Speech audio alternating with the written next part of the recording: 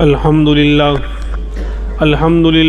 Kaffa वसलामुन अला इबादिहिल्लज़ीना इस्तफ़ा अम्मा बाद फ़अऊज़ु बिल्लाहि मिनश शैतानिर रजीम बिस्मिल्लाहिर्रहमानिर्रहीम अत्तलाक़ु मर्रतान फ़इम्साकुम बिमअरूफ़िन औ तस्रीहुम बिइहसान वक़ाल अन्नबिय्यु सल्लल्लाहु अलैहि वसल्लम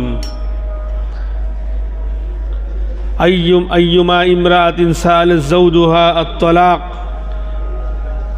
मिन गैरि मा फ़ी गैरि मा बासिन हरामुन अलैहा राहियतुल जन्नह औ कमा क़ाल सल्लल्लाहु अलैहि वसल्लम। सुब्हान रब्बिका रब्बिल इज़्ज़ति अम्मा यसिफ़ून वसलामुन अलल मुरसलीन वल्हम्दुलिल्लाहि रब्बिल आलमीन। अल्लाहुम्मा सल्लि अला सय्यिदिना मुहम्मद व अला आलि सय्यिदिना मुहम्मदिन व बारिक वसल्लिम। अल्लाहुम्मा सल्लि अला सय्यिदिना मुहम्मद व अला आलि सय्यिदिना मुहम्मदिन व बारिक वसल्लिम। अल्लाहुम्मा सल्लि अला सय्यिदिना मुहम्मद व अला आलि सय्यिदिना मुहम्मदिन व बारिक वसल्लिम। तलाक़ से पहले मियाँ बीवी में जो इख्तिलाफ़ होते हैं उसको हल करने का शरई तरीक़ा कुरान और हदीस की रोशनी में गुज़िश्ता हफ़्तों हमने सुना कि औरत और मर्द में इख्तिलाफ़ हो जाए तो क्या किया जाएगा, किस तरीके से मसले को हल किया जाएगा, आपस के इख्तिलाफ़ को दूर किया जाएगा। ये सारी बातें आ चुकी थी। आखिर में हम यहाँ तक पहुँचे थे कि जब बात किसी तरह नहीं बन रही, हर तरह का हीला, हर तरह की तदबीर जो हमने 2 हफ्तों से हम सुनते आ रहे हैं, वो सारी तदबीर इख्तियार कर ली गई। अब तलाक़ के अलावा कोई चारे कार नहीं है कि तलाक़ ही अब आखिरी हल है, तो अब तलाक़ को इख्तियार किया जाएगा। लेकिन ये बिल्कुल इमरजेंसी और मजबूरी और हालत इस्तिरार का गोया दर्जा है। क्या अब इसके अलावा कोई ऑप्शन और कोई रास्ता नज़र नहीं आ रहा। तब जाकर मजबूरी में कहा गया, उस वक्त कहा गया अबग़ज़ुल हलाल इलल्लाहि अत्तलाक़, कि ऐसी मजबूरी में भी हलाल चीज़ों में सबसे ज़्यादा नापसंदीदा चीज़ अल्लाह के नज़दीक तलाक़ है। यानी जहाँ मजबूरी में अब तलाक़ दी जा रही है, उसके अलावा कोई रास्ता और तरीक़ा और ऑप्शन नहीं रहा, इस हालत में भी अब तलाक़ दिए जाने को अल्लाह पसंद नहीं कर रहे। अब गज़ुल हलाल इलल्लाहि अत्तलाक़ फरमाया कि सबसे नापसंदीदा चीज़ हलाल चीज़ों में अल्लाह के नज़दीक तलाक़ है। ऐसी हालत में, और अगर वैसे ही बिला वजह दी गई तब तो बड़े बड़े गुनाह हैं। चाहे तलाक़ का मुतालबा औरत की तरफ से हो कि मर्द ने बग़ैर कसूर के तलाक़ दी हो। फरमाया अय्युमा इम्राअतिन सअलत ज़ौजुहा अत्तलाक़ फ़ी गैरि मा बासिन हरामुन अलैहा राहियतुल जन्नह, रवाहु अबू दाऊद। फरमाया रसूलुल्लाह सल्लल्लाहु अलैहि वसल्लम ने, जिस औरत ने अपने शौहर से तलाक़ का मुतालबा किया बग़ैर किसी वजह के, शरअन दोनों में अलहदा होना और तलाक़ की नौबत का आना मसला नहीं था, यानी तलाक़ की शक्ल अभी नहीं बन रही थी, लेकिन फिर भी औरत ने खामखा बग़ैर किसी वजह के और शरई उज़्र के तलाक़ का मुतालबा किया, तो फरमाया उस पर जन्नत की खुशबू हराम है। जन्नत में जाना तो दूर की बात, जन्नत की खुशबू भी नहीं सूंघेगी वो औरत। आजकल नाजायज़ ताल्लुकात हो जाते हैं, कोई किसी को पहले पसंद आ जाता है या शादी के बाद किसी से आंखें चार हो गई, हराम ज़्यादा आज मुंह को लग रहा है, हलाल रास नहीं आ रहा लोगों को। और दुश्मन तो चाहते ही हैं फेसबुक, इंटरनेट और ट्विटर और इंस्टाग्राम और फलां जितने भी जो है गुमराही के रास्ते हैं वो सब खोल दिए गए हैं कि नाजायज़ ताल्लुकात करो और फिर जो है हलाल को छोड़ो। घर में शौहर मौजूद है या घर में हलाल बीवी मौजूद है, लेकिन हराम मुंह को लग गया तो वो अच्छा लग रहा है। वो अजनबी, पराई, हरजाई, बेवफाई करने वाली औरतें पसंद आ रही हैं और अपनी बीवी वो पसंद नहीं आ रही है। खैर, तो क्या फरमाया कि जिस औरत ने बग़ैर किसी वजह के तलाक़ का मुतालबा किया अपने शौहर से, तो उस पर जन्नत में जाना तो दूर की बात, जन्नत की खुशबू भी उसके लिए हराम है। ऐसे ही मर्द का हाल कि मर्द ने बिला वजह तलाक दी तो अल्लाह के यहाँ बहुत सख्त नाराज़गी है। बहरहाल अब मसला क्या है कि अब तलाक के अलावा कोई चारा नहीं रहा, इसीलिए जो लोग नए शामिल हो रहे हैं उनको पिछले 2 हफ्तों के बयान सुनने चाहिए, तो सारी बातें समझ में आएंगी। खैर, तो अब कहा जा रहा है कि मर्द एक तलाक दे, ऐसे एक तलाक दे और पाकी के ज़माने में तलाक दे। ऐसे पाकी के ज़माने में जिस मुद्दत में उसने सोहबत न की हो, बीवी से ताल्लुकात कायम न किए हों, ऐसे तोहर और पाकी के ज़माने में एक तलाक दे। हैज़ और एमसी की हालत में नहीं, एक साथ 2 या 3 नहीं, बल्कि एक तलाक देना है। बहुत से लोग कह रहे होंगे कि मुफ्ती साहब नया मसला लेकर आए, एक तलाक भी तलाक होती है। उनके लिए नया है जो इस माहौल में रहते ही नहीं है, न माहौल में आना चाहा। अल्लाह ने एक ज़रिया बनाया है, जो है किसी ने कहा था कि भाई आप निकाह और तलाक के मुताल्लिक बयान कीजिए, तो अब वो 8-10 हफ्ते से आप सुन रहे हैं। वो कह रहे थे कि बस थोड़ा सा ऐसे बयान कर देते। मैंने कहा कि नहीं, जब मौजू छिड़ेगा तो पूरा, यानी जहाँ तक कोशिश है सारी बातें बयान करने की, मोटी मोटी बातें बयान करने की कोशिश की जाएगी ताकि सारी बातें हमारे सामने आवें। और इसीलिए ऑनलाइन भी रिकॉर्ड किया जा रहा है कि आप वहाँ पढ़ सकते हैं। मोबाइल बहुत अच्छी चीज़ है और बहुत बुरी चीज़ है, दोनों हैं। इल्म बहुत अच्छे तरीके पर बेहतरीन हमारे अकाबिर और उलमा के बयानात भी उस पर अपलोड होते हैं यूट्यूब पर, तो आप आराम से जो है इल्म हासिल कर सकते हैं। सारी बातें ऑनलाइन रिकॉर्ड हो रही हैं। खैर, तो ऐसी पाकी के ज़माने में तलाक दे जिसमें बीवी से मुलाकात न की हो, और 2 या 3 तलाक न दे। हालत हैज़ में एमसी के ज़माने में तलाक न दे। लेकिन हमारे यहाँ तो 3 से कम को हम तलाक समझते ही नहीं है। कहा जाए कि फ़लाँ ने अपनी बीवी को तलाक दे दी तो 3 ही दी है, मतलब आर पार। बहादुर लोग हैं भाई, 1-2 से थोड़ी बंदूक चलाएंगे, 3 बार 3 गोली एक साथ चलाएंगे, मर जाना चाहिए। अब मार डाला, फिर कहते हैं मुफ्ती साहब कोई शक्ल, अब वो मुर्दी से मुर्दा शक्ल ही नज़र आएगी। अब पहले देख लेता हमारी शक्ल तो ये पेश ना आती शक्ल। पहले किसी आलिम मुफ्ती से रुजू कर लेता कि क्या करूं, मसला ऐसा हो रहा है, घर में इस तरह के इख्तिलाफात हो रहे हैं। लेकिन हम तो करेला और नीम चढ़ा, कहते हैं ना वो कहावत है, करेला और, एक तो करेला कड़वा वैसे होता है, फिर नीम के झाड़ पे उग गया तो और कड़वा हो गया। एक तो पता ही कुछ नहीं है, जहालत है, और फिर मालूम करना भी नहीं है, चराग तले अंधेरा, पता कुछ है ही नहीं कि झगड़ा हो तो हल कैसे करना। चलो झगड़ा नहीं निमट रहा है तो तलाक कैसे देनी, ये भी तो सीखना है। गैर मुस्लिम सीख गए, अफसोस की बात है। डिबेट्स इतने हुए, यानी एक ये मुस्बत पहलू भी है, यानी उन डिबेट्स में बिल्कुल गलत था, गलत तरीके से किया गया, उसका मैं फेवर नहीं कर रहा। लेकिन एक मुस्बत पहलू ये निकल कर आया कि कम से कम इस्लामी एक चीज़ पर बहस हुई। बहुत से गैर मुस्लिमों ने पढ़ा, रिसर्च किया कि तलाक किसको कहते हैं और तलाक के अक़साम क्या हैं, तलाक किसको कहते हैं और तलाक के अहकाम क्या हैं, ये रिसर्च किया। और उन्होंने वो सीख गए तलाक़ बिदई क्या है, तलाक़ हसन क्या है, तलाक़ हसन क्या है। अब कोई गैर मुस्लिम पूछता है मुसलमान से तलाक़ हसन क्या है, बोले वो हंस के तलाक देना, तो उस पर हंसता है कि मैं तुझे हंस के आज से तलाक दे रहा हूँ कि तू जाहिल है, तेरे पास कभी पूछने नहीं आऊँगा। ये हाल है। बोले तलाक़ हसन क्या है, बोले और ज़्यादा ज़ोर से हंस के तलाक देना। तो क्या कि और ज़्यादा ज़ोर से हंस के तेरे पास से जा रहा हूँ कि तू बड़ा जाहिल है, अब तो इससे कभी पूछने नहीं आऊँगा कि तुझे ये मालूम नहीं है। खैर, लेकिन पीछे हम लोग रह गए, इतने सारे डिबेट्स हुए, लेकिन हमारे यानी पेशानी पर जूं तंग नहीं रहेंगी कि लाओ हम इस बहाने हम भी मालूम कर लें, हम भी कुछ पढ़ लें। वरना इस्लामी हुकूमत थी तो होना तो ही चाहिए था कि हर निकाह के वक्त ये एग्रीमेंट होना चाहिए कि तुम 3 तलाक नहीं दोगे, तलाक का जो तरीका है वो पहले मालूम करोगे, वरना तुम पर जो है सज़ा होगी। खैर, तो ऐसे तो 3 तलाक को तो बहुत ख़तरनाक समझा गया। फरमाया, एक मरतबा का वाक़या है, महमूद इब्न लबीद रज़ी अल्लाह अन्हु फरमाते हैं कि एक साहब ने अपनी बीवी को 3 तलाक दे दी। अल्लाह के रसूल को पता चला, फ़क़ाम ग़ज़बानन फ़क़ाल अयुलअबु बिकिताबिल्लाह व अना बैन अज़हुरिकुम। आप गुस्से में खड़े हो गए और आपने खुतबा दिया, बयान दिया और फरमाया क्या मैं तुम्हारे दरमियान मौजूद हूँ और इस हालत में किताबुल्लाह के साथ खिलवाड़ किया जा रहा है, अल्लाह की किताब के साथ खेल कर रहे हो तुम लोग, तुम्हें शर्म नहीं आती। तो एक सहाबी गुस्से में खड़े हो गए, क्या अल्लाह के रसूल आप इजाज़त दो मैं उसका सर कलम कर दूँ जिसने 3 तलाक दिए।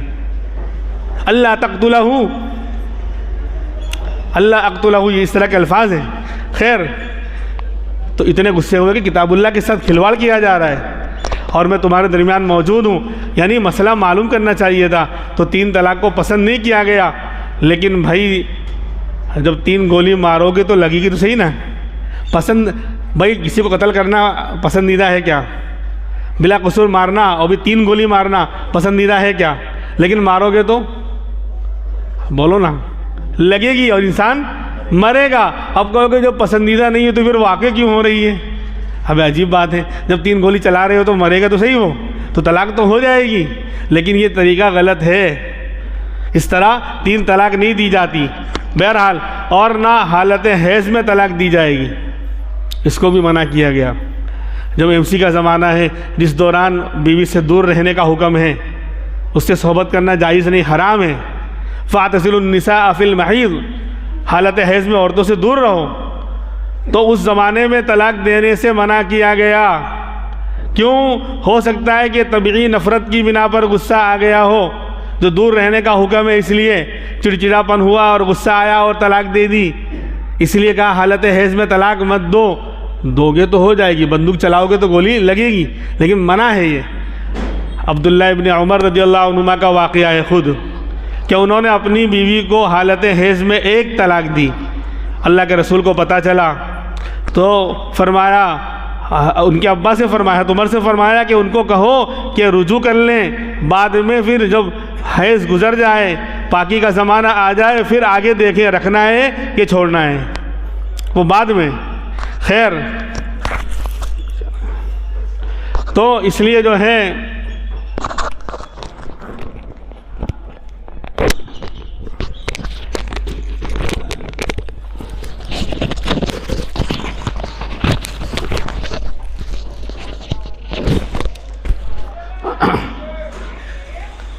कहा गया कि पाकी के ज़माने में 1 तलाक दी जावे, पाकी के ज़माने में जिसके अंदर सोहबत न की हो और छोड़ दिया जावे। क्या शानदार निज़ाम है। शौहर ने पाकी के ज़माने में, जिस ज़माने में सोहबत नहीं की थी, और 1 तलाक दे दी और छोड़ दिया। अब दोनों रास्ते खुले हुए हैं। औरत पर इद्दत वाजिब होगी, औरत पर 3 हैज़, 3 MC की, अगर वो पीरियड वाली है, उसको हैज़ आता है, MC आती है, तो 3 हैज़ की इद्दत वाजिब होगी, चाहे वो 2.5 महीने में पूरी हो कि 3 महीने में पूरी हो। अब इस दौरान दोनों तरफ का रास्ता ओपन है। 1 तलाक दी है तो ये मसला है, या 2 दी है तो ये मसला है, 3 का मसला नहीं है ये, वो बाद में बयान करूँगा 3 का मसला क्या है। हम लोग बंदूक चला देते हैं, गुस्सा जब उतरता है तो फिर औकात नज़र आती है फिर बाद में। तो 1 तलाक दी पाकी के ज़माने में और फिर उसकी इद्दत शुरू हुई। अब 3 हैज़ आने से पहले पहले इद्दत अभी चल रही है। उस दौरान अगर बीवी को अफसोस हुआ, नदामत हुई, वो भी क्या कहते हैं शौहर से आकर बात कर सकती हैं। शौहर को अफसोस हुआ, नदामत हुई और दोनों रिश्ते को बाकी रखना चाहते हैं तो रास्ता खुला हुआ है। इसको तलाक़ रजई कहा जाता है। तलाक़ रजई यानी वो तलाक जिसके बाद वापस रुजू करना चाहे, वापस अपने निकाह में लौटाना चाहे तो शौहर लौटा सकता है बग़ैर कुछ किए। तो अगर 1 तलाक दी थी या 2 तलाक दी थी तो ये तलाक़ रजई कहलाती है, साफ़ लफ्ज़ों में अगर तलाक दी थी तो। और तलाक़ रजई का हुक्म ये है कि इद्दत गुज़र रही है, इद्दत गुज़रने से पहले पहले 3 MC के पूरा होने से पहले पहले, अगर औरत पेट से है, हामिला है, तो हमल का ज़माना पूरा जो इद्दत का कहलाएगा। चाहे अभी शुरुआत थी और हमल था, शुरू में ही तलाक दे दी तो 9 महीने तक इद्दत चलेगी। और 8 महीने हो चुके थे, 1 महीना बाकी था हमल का, तो 1 महीना तक इद्दत चलेगी। औरत विदाउट हमल से नहीं है तो ये बात है 3 MC हैज़ का पीरियड पूरा होने से पहले पहले, इद्दत का पीरियड पूरा होने से पहले पहले रुजू कर सकता है, निकाह में वापस रख सकता है। ज़ुबान से सिर्फ कह दे मैं आपको अपने निकाह में वापस लेता हूँ, रुजू हो गया, या मियाँ बीवी का जो फ़ैल है आपस में सोहबत और मुलाकात वो काम कर ले तो भी कुछ किए बगैर अब कहीं अलग रहने की ज़रूरत नहीं है। इद्दत के ज़माने में 1 या 2 तलाक देने में ये फ़ायदा है कि अच्छा खासा 2-3 महीना सोचने का, गौर करने का मौका मिलेगा और निकाह की रस्सी अब भी शौहर के हाथ में है, क्योंकि 1 तलाक दिए 2 अभी बाकी हैं, 2 दिए तो 1 अभी बाकी है, और 3 कम से कम 2.5-3 महीने तो होते ही हैं 3 पीरियड गुजरने में, 3 हैज़ के गुजरने में। तो इस दौरान अच्छी तरह गौर व फिक्र करने का, ऊंच नीच का, रखना है, रहना है या रिश्ते को ख़त्म करना है, सब कुछ हर पहलू पर गौर करने का अच्छा खासा टाइम मिल जाएगा। और बीवी भी घर में ही रहेगी। ये इद्दत वो इद्दत नहीं है 3 तलाक वाली के बिल्कुल आना जाना हराम हो, बल्कि यहाँ तो और ज़्यादा कहा गया कि अपनी तरफ माइल करें। अगर उसको निकाह बाकी रखना है तो इस इद्दत के दौरान रुजू कर ले, ज़ुबान से कह दे मैं आपको वापस अपने निकाह में लेता हूँ, या वो फ़ैल कर ले हुए जो मियाँ बीवी के दरमियान होता है सब कुछ, तो रुजू हो जाएगा। 1 तलाक पर मसला ख़त्म हो गया। अब 2 तलाक का आइंदा मालिक रहेगा, कुछ भी करने की ज़रूरत नहीं है, न हलाला, न निकाह, न फुला, कुछ भी नहीं। घर में ही 2, और तीसरे को बुलाने की ज़रूरत भी नहीं है, तीसरे को भी इन्वॉल्व करने की ज़रूरत नहीं है। कितना अच्छा है। और 3 महीने तक तकरीबन गौर करने का मौका मिलेगा। कितना अच्छा निज़ाम है। लेकिन हम तो बहादुर लोग हैं, एक साथ 3 फायर करेंगे, फिर औरत की तरह बैठ कर रोएंगे। एक जगह तो यानी अज़्म व इस्तिक़लाल का हिमालय पहाड़ बने हुए थे, बहादुरी की कोई मिसाल नहीं थी। इतना गुस्सा, खतरनाक, गज़बनाक और करबनाक और ताबनाक कि बस नाक ही नाक थी। और जहाँ गुस्सा उतरा, बादल छटा और मामला हटा, तो आप क्या कहते हैं, बैठ के अब रो रहा है। यानी औरत से भी ज़्यादा एक छोटे बच्चे की तरह बैठ के रो रहा है। वो सारी बहादुरी ख़त्म हो गई कि मुफ्ती साहब कोई रास्ता निकल जावे तो। अब तक हमारा रास्ता नज़र नहीं आया था, घर नज़र नहीं आया था हमारा। अब मुर्दा मर चुका है, इसको ज़िंदा कर दीजिए।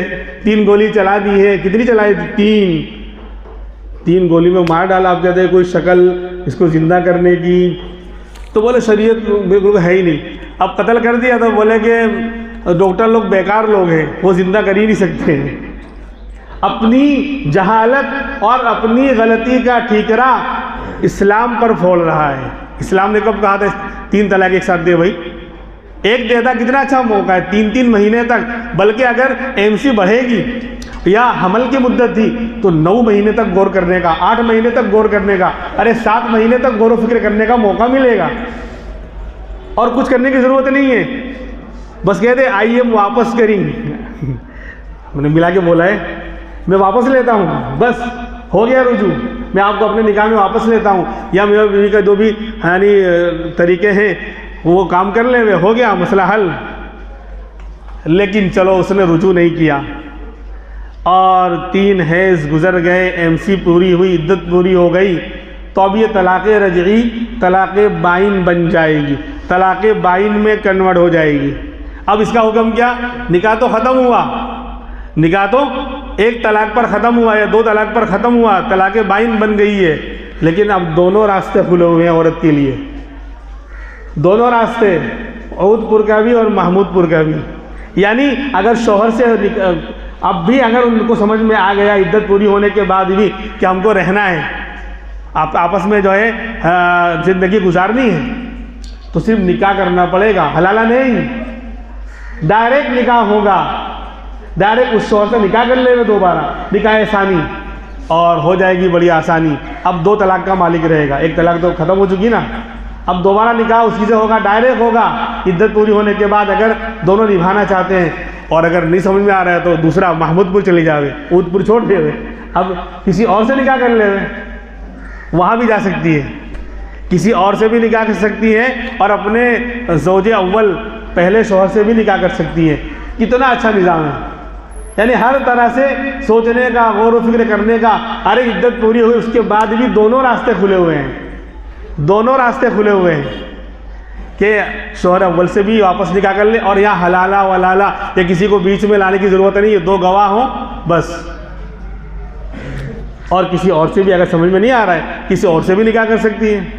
ये है 1 तलाक देने पर या 2 तलाक देने पर ये मसला है। चलो अब रुजू कर लिया, 1 तलाक पर ही दोनों रहने लगे, फिर आगे कोई झगड़ा हुआ, फिर दूसरी तलाक दी, फिर औरत इद्दत में रहेगी, इद्दत के दौरान रुजू करने का हक वही रहेगा। जो एक तलाक पर था वही दूसरी तलाक पर भी रहेगा। वो सारे दरवाजे खुले रहेंगे। इद्दत पूरा होने से पहले पहले रुजू करना चाहे तो ज़ुबान से रुजू कर लेवे या वो फ़ेल कर लेवे तो रुजू हो जाएगा। और इद्दत पूरी हो गई 2 तलाक पर, अब भी दरवाज़ा खुला हुआ है। शोहर अव्वल से शादी करे कर सकती है, किसी और से शादी करे कर सकती है, लेकिन तीसरी तलाक अगर दे दी फ़इन तल्लक़हा फ़ला तहिल्लु लहू मिन बादु हत्ता तनकिहा ज़ौजन गैरा। तीसरी तलाक हुई तो अब मसला बदल जाएगा, अब हमेशा के लिए औरत हराम। तो देखिए हम डायरेक्ट 3 तलाक दे देते हैं, फिर बैठ के रोते हैं। इसके ये 3 तलाक आने में जो है, पहली तलाक से 3 तलाक के आने में साल गुजर जाएंगे। अगर फटाफट तलाक दी जाए तो, इस्लाम के एतबार से फटाफट तलाक दी जाए तो साल गुजरेगा। हमारे हिसाब से नहीं, वो तो एक में 3 तलाक तुझको हो गया।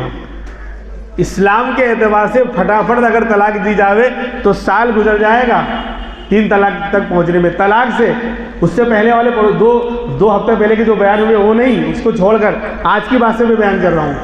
पहली तलाक से 3 तलाक तक पहुंचने में साल, तकरीबन साल आ जाएगा। और अगर औरत हामिला हो तो 1.5 साल 2 साल भी हो जाएंगे। क्या बेहतरीन निज़ाम है, यानी हर तरह से सोचने का, गौर व फिक्र करने का अच्छी तरह मौका मिलेगा।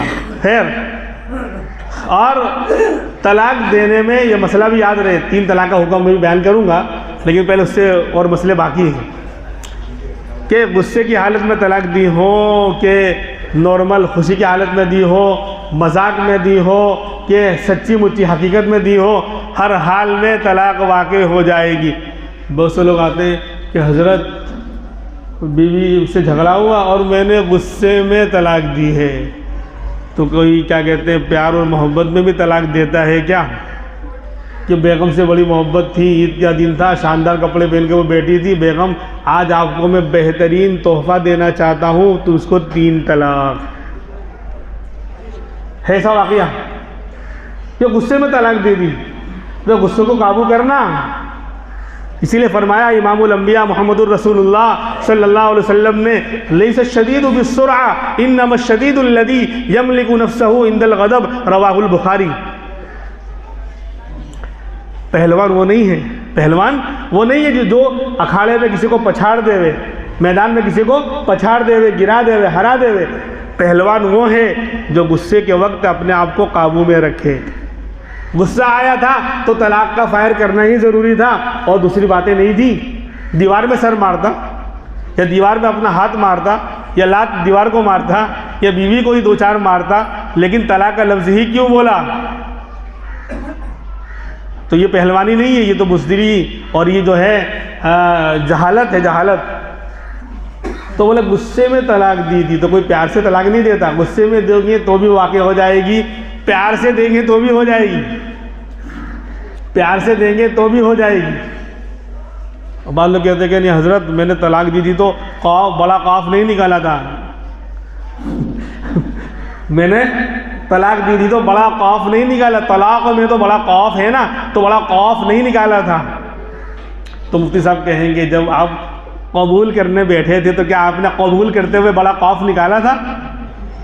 नहीं निकाला था। तो निकाह हो गया था, हो गया था। तो तलाक भी जब कबूल करते हुए बड़ा काफ नहीं निकाला तो निकाह हो गया था। तो फिर जब तलाक देते वक्त बड़ा काफ नहीं निकाला तो क्यों तलाक वाकई नहीं होगी?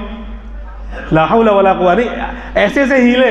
इसलिए फ़ोन पर अगर कोई तलाक का मसला पूछता है तो कहता हूँ भाई रूबरू मिलो, पता नहीं वाक़या क्या पेश आया है और तू पूछ क्या रहा है। तूने जो फ़ोन पे पूछा वो तो तू जानता है और मैं जानता हूँ, मैंने जो सुना फ़ोन पर उसका जवाब दिया, और तू फिट करेगा जो वाक़या पेश आया उस पर वो वाक़या अलग था। तो बदनाम कौन होगा? मुफ्ती। कि मुफ्ती साहब को इतना बड़ा मसला नहीं मालूम। अब मुफ्ती साहब को क्या मालूम कि वाक़या वहाँ क्या पेश आया है? फ़ोन पे आपने जो पूछा उसका मसला बताया है आपको। इसलिए फ़ोन पे में तलाक का मसला, और बल्कि मना है बड़ों की तरफ से। जो मसले जहाँ बोलने में फ़र्क हो सकता है और अहकाम बदल सकते हैं, ऐसे मसलों को फ़ोन पर जवाब मत दो। बल्कि कहता हूँ लिख कर ला भाई, लिख कर ला या रूबरू आके मिल। बल्कि लिख कर ला, जो तूने लिख कर दिया उसका जवाब आएगा नीचे, बाकायदा सही होगी, सिग्नेचर होगा, सिक्का लगेगा। वाक़या क्या पेश आया वो हम नहीं जानते, अब तू उस पर फिट नहीं कर सकता। अब तू जो कागज़ लेकर जाएगा उसमें जो सवाल है उसका जवाब है, वहाँ क्या पेश आया है उसका जवाब नहीं है। अब तू किसी मुफ्ती को बदनाम नहीं कर सकता। आजकल ऐसे ऐसे चीटर लोग हैं कि वाक़या ऐसा पेश आया था कि वहाँ 3 तलाक हो गई थी, निकाह ख़त्म हो गया था, अब पूछा इस अंदाज से कि उसमें तलाक वाकई नहीं हो रही है, अब जवाब दिया, जो पूछा उसका जवाब दिया, अब फिट करेंगे उस वाक़े पर। तो अब आम समझदार इंसान भी कहेगा इस मुफ्ती को कुछ नहीं आता, और वो ये नहीं जानेगा बीच में चीटर ने गलत तरीके से फ़ोन से बात की है और गलत तरीके से मसला पूछा है, तो जो पूछा उसका जवाब मुफ्ती सामने दिया है, इस वाक़े का जवाब नहीं दिया, वो तो उनको पता ही नहीं है। इसलिए हम लोग मना कर देते कि फ़ोन पे मसला तलाक का मत पूछो, कोई और पूछो चलेगा। कि जहाँ पर इस तरह के यानी बोलने में फ़र्क पड़ने से अहकाम बदलते हैं, वो 19-20 हुआ मसला बदल जाएगा, लहजा बदला मसला बदल जाएगा। वो आपको नहीं मालूम, हमको मालूम है कि इस तरह बोलेंगे तो तलाक होगी, इस तरह बोलेंगे तो नहीं होगी। तलाक दे दूंगा नहीं होगी, तलाक दे दी होगी तलाक, तो इस तरह होता है। खैर, तो गुस्से में भी तलाक हो जाएगी और मजाक में भी तलाक हो जाएगी। हाँ, हदीस पाक सुनिए, क़ाल नबी सल्लल्लाहु अलैहि वसल्लम सलासुन जिद्दुहुन्ना जिद्दुन व हज़्लुहुन्ना जिद्दुन अत-तलाक़ वन-निकाह वर-रजा।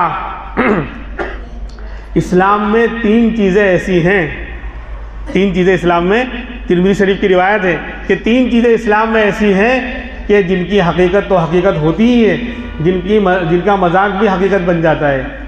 जिनकी हकीकत तो हकीकत होती है, उनका मजाक भी हकीकत बन जाता है। एक निकाह पहला है, हाँ, आप हकीकत में निकाह कर रहे हैं, वाकई इजाब व कबूल हुआ गवाहों की मौजूदगी में मजलिस में, तब तो निकाह हो गया, लेकिन मजाक कर रहे थे। लड़के और लड़के ने मजाक किया कि मैंने तुझसे अपना निकाह किया, उसने कहा मैंने कबूल किया, और 2 लोगों ने सुन लिया, बोले हम तो मजाक कर रहे थे। बोले जाओ अब रियल करो, अब मजाक नहीं, अब जाओ हकीकत करो, निकाह हो गया। समझे? लड़के और लड़के ने आपस में मजाक किया कि मैंने तुझसे निकाह किया, उसने कहा कि मैंने भी तुझसे कबूल किया। 2 गवाह सुन रहे थे, मौजूद थे वहाँ, निकाह हो गया। आप कहे कि हम तो मजाक कर रहे थे, बोले मजाक अब्दुल रज़ाक करते है, तू मत कर, ला हौल वला कुव्वता इल्ला बिल्लाह।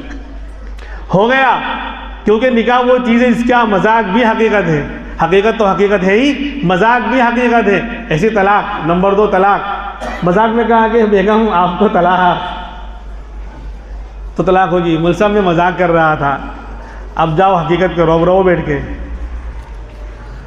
शरीयत का मजाक नहीं, तलाक मजाक में देंगे तो भी तलाक हो जाएगी। और रजात, तीसरी बात है रुजू करना जो है ना, तलाक, एक तलाक दे दी थी और इद्दत में औरत थी और कह दिया मैं आपको अपने निकाह में वापस लेता हूँ, रुजू करता हूँ। फिर बाप ने कहता मैं तो मजाक कर रहा था, बोले नहीं अब हकीकत करो, हो गया रुजू हो गया। तो 3 चीज़ें ऐसी हैं जिनकी हकीकत तो हकीकत होती है, मजाक भी हकीकत बन जाएगी, उसमें तलाक भी है। और एक मसला ये भी है, तलाक के लिए बीवी का सुनना ज़रूरी नहीं, किसी का भी सुनना ज़रूरी नहीं, किसी का सामने होना ज़रूरी नहीं, न बीवी का सामने होना ज़रूरी है। मर्द ने बोला है, अकेले में बोला है, बाद में कह रहा है मैंने कल अकेले में तन्हाई में आपको 3 तलाक दे दी थी या 1 तलाक दे दी थी, बाद में ख़बर दे रहा है तलाक हो जाएगी।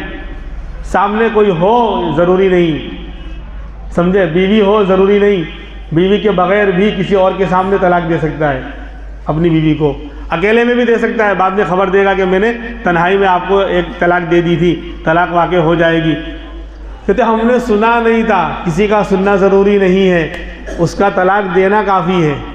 किसी ने सुना हो कि न सुना हो, बीवी ने सुना हो कि न सुना हो, कोई मौजूद हो कि ना हो, बीवी मौजूद हो कि ना हो, शौहर ने तलाक दे दी, तलाक वाक़ई हो जाएगी। अगर वो इकरार कर रहा है कि मैंने तलाक दे दी थी, अब चाहे किसी ने सुना हो कि ना सुना हो, जब खुद साहिब मामला जिसको तलाक देने का पावर है, हक़ है, वो खुद कह रहा है कि मैंने तलाक दे दी थी फला दिन, तो तलाक वाक़ई हो जाएगी। चाहे कोई वहाँ था कि नहीं था, सुना था कि नहीं सुना था, बीवी थी कि नहीं थी, उसने सुना था कि नहीं सुना था, तलाक वाक़ई हो जाएगी। अब तीसरी तलाक का मसला, 2 तलाक तक तो इतना आसान था कि डोर हमारे हाथ में थी। शौहर और बीवी को अगर नदामत और शर्मिंदगी हो जाए तो वापस से निकाह करके बग़ैर हलाले के डायरेक्ट निकाह करके रह सकते हैं। लेकिन अगर फ़इन तल्लक़हा फ़ला तहिल्लु लहू मिन बादु हत्ता तनकिहा ज़ौजन गैरा, अगर उसको तीसरी तलाक दे दी, शोहर ने तीसरी तलाक दे दी, अब निकाह ख़त्म हो जाएगा। अब औरत शोहर के लिए अजनबिया हो गई, हराम हो गई। बाज़ मरतबा मियाँ बीवी में मोहब्बत होती है, वो आपस में रहना चाहते हैं, उनका आपस का झगड़ा नहीं होता, ख़ानदान वालों का झगड़ा होता है। शोहर के बाप को लड़की के घर वालों से कोई बात नापसंद हो गई, आपस में झगड़ा हो गया, अब ना बेटा तू लेने नहीं जाएगा हो, क्यों अपना गुस्सा उतारने के लिए अपने बेटे की ज़िंदगी जहन्नम बना रहे हो। कल पूछेगा अल्लाह। यहाँ तो वो बाप की शर्म में बेटा शायद अपनी बीवी को न चाहते हुए भी छोड़ दे, तलाक दे दे, लेकिन ला ताअत लि मखलूकिन फ़ी मासियतिल खालिक, हदीस पाक है, फरमाया इमामुल अंबिया मुहम्मदुर रसूलुल्लाह सल्लल्लाहु अलैहि वसल्लम ने कि अल्लाह की नाफरमानी में मखलूक की इताअत नहीं की जाएगी। यानी ऐसा कोई काम, ऐसा कोई हुक्म घर वाले बाप और इंसान दे रहा है जिससे अल्लाह की नाफरमानी लाजिम आती है, वो गुनाह है, तो उसके अंदर बाप की बात भी नहीं मानी जाएगी, न किसी बड़े की बात मानी जाएगी। ला ताअत लि मखलूकिन फ़ी मासियतिल खालिक। आज दो खानदानों में झगड़ा हो गया, मियाँ बीवी बेचारे एक दूसरे के लिए मिलने को तड़प रहे हैं, बेचैन हैं, उनमें आपस में झगड़ा नहीं है, लेकिन बाप की नाक है कि उसके बाप ने, लड़की के बाप ने मुझको सलाम नहीं किया था, तू इतना बड़ा हो गया, आसमान से टपका है, तब तू कर ले। नहीं, मैं लड़के वाला हूँ, तो तूने खुद लड़का बनाया है या अल्लाह ने दिया है लड़का? तेरी औकात थी लड़का पैदा करने की? नहीं थी मेरे भाई। यहबु लिमन यशाउ इनासा व यहबु लिमन यशाउ ज़ुकूर। अल्लाह जिसको चाहता है बेटा देता है और लड़की देता है, और अल्लाह जिसको चाहता है लड़का देता है। अल्लाह की देन है, तू क्यों अकड़ रहा है उस पर? मैं लड़के वाला हूँ, मैं काय को झुकूँ? अबे भिखारी तो तू पहले बन चुका, झुक तो पहले गया है, जहन लेकर नहीं आया। मैंने शुरू बताया था, दो खर्चे निकाह में है, मेहर का और वलीमे का, और दोनों खर्चे लड़के वालों पर, लड़की पर है ही नहीं। क्यों लिया तूने? झुक तो पहले गया है, नाक तो तेरी पहले कट गई है डिमांड करके। अब क्या अपनी औकात दिखा रहा है कि उसके बाप ने मेरे को सलाम नहीं किया था, तो तेरी जुबान नहीं थी, तू कर लेता सलाम। और फिर हो सकता है उसने बेचारे ने देखा ना हो, या कोई और टेंशन में हो, तवज्जो ना हो सकता है। अब छोटी इतनी सी बात पर बेटा तू लेने नहीं जाएगा अपनी बहू को, कांप रहा है बुड्ढा और बोल रहा है। कल क़यामत के दिन जब अल्लाह के यहाँ जूते पड़ेंगे तब समझ में आएगा क्यों अपने बेटे की ज़िंदगी जहन्नम बनाई तूने। ये सब चीज़ें भाई तुझे तकलीफ़ है, तू अपनी तकलीफ़ अपने पास रख, लेकिन अपने बहू और अपने बेटों की ज़िंदगी को जहन्नम मत बनाओ खुदा के वास्ते। ख़ानदान का झगड़ा मियाँ बीवी के दरमियान दरार पैदा करने मत दो। तो बाद मरतबा इस तरह के हालात लाकर मजबूर करते हैं कि तलाक देवे, मजबूर करते हैं कि, या क्या होता है अगर लेवर देवल हुई थी, मतलब कि इधर की लड़की वहाँ गई थी और वहाँ की लड़की यहाँ आई हुई है, अब इन दोनों में तो नहीं बन रही थी किसी वजह से, यहाँ तो तलाक हो गई, अब उसका बदला लेने के लिए वो अपनी उस ख़ानदान की लड़की को तलाक दे रहा है जिसके लड़के ने इसकी बहन या ख़ानदान की लड़की को तलाक दी थी। ये बदला कल क़यामत में पता चलेगा, बल्कि दुनिया में अल्लाह दिखाएगा। जो गलत तरीके से जुल्म करेगा, औरत हो या मर्द, और आपस में तलाक लेंगे, मुनाफिका कहा गया है। तलाक लेने वाली, खुला कराने वाली औरतें और मर्द जो है वो मुनाफिक हैं। बहरहाल ये बात बीच में आ गई। मैं तो कह रहा था कि जब 3 तलाक हो गए तो अब जो है बग़ैर हलाले के अब मसला नहीं हल होगा। मेरे ख्याल में हलाला भी आज हलाल शायद नहीं हो पाएगा। ऐसी छुरी लेके मैं नहीं आया, वक्त कम है। 3 तलाक दे दी, अब जो है निकाह बिल्कुल ख़त्म, आपस में रहना, बात करना, देखना नाजायज़ और हराम, और इसी हालत में लोग रहते हैं। अब क्या होता है, जब 3 तलाक दे दी, 3 गोली एक साथ चला दी और निकाह ख़त्म हो गया, तो अब अहले सुन्नत वल जमात, अहले हक़ का नबी अलैहिस्सलाम के ज़माने से लेकर आज तक और क़यामत की शाम तक यही मसला रहेगा कि 3 तलाक 3 हो जाती हैं और उसके बाद हमेशा के लिए बीवी शौहर के लिए हराम हो जाती है जब तक कि शरई हलाला न किया जाए। लेकिन बहुत से लोग जो है उल्टे सीधे कहीं और जाकर गलत फ़िरके वालों के वहाँ फतवे लेकर आ जाते हैं कि एक तलाक हुई। हालांकि उन बेवकूफ़ों के यहाँ भी एक मजलिस की 3 तलाक एक होती है, अलग अलग दी हुई तो 3 होती है, लेकिन वो ये नहीं देखते, उसमें फतवा दे देते हैं एक तलाक वाक़ई हुई। अब वो तो अजनबिया हो गई थी, दोनों का निकाह बाकी नहीं रहा, अब 3 तलाक देने के बाद भी रह रहे हैं। हमेशा की रोज़ाना की हरामकारी और ज़िना हो रहा है, रोज़ाना का। एक आदमी कभी जाकर कोई जानी है, कभी जाकर मुँह काला करता है, समझे, किसी गलत लड़की से कोठे पर जाकर या गलत जगह जाकर, ये रोज़ाना हरामकारी, हर वक्त की हरामकारी, हर वक्त का ज़िना। कैसे रहमतें आएंगी, कैसे जो है पनपेगा, कैसे इसको राहतें दुनिया और आखिरत की मिलेगी, और बच्चे और औलाद पर क्या असर पड़ेगा।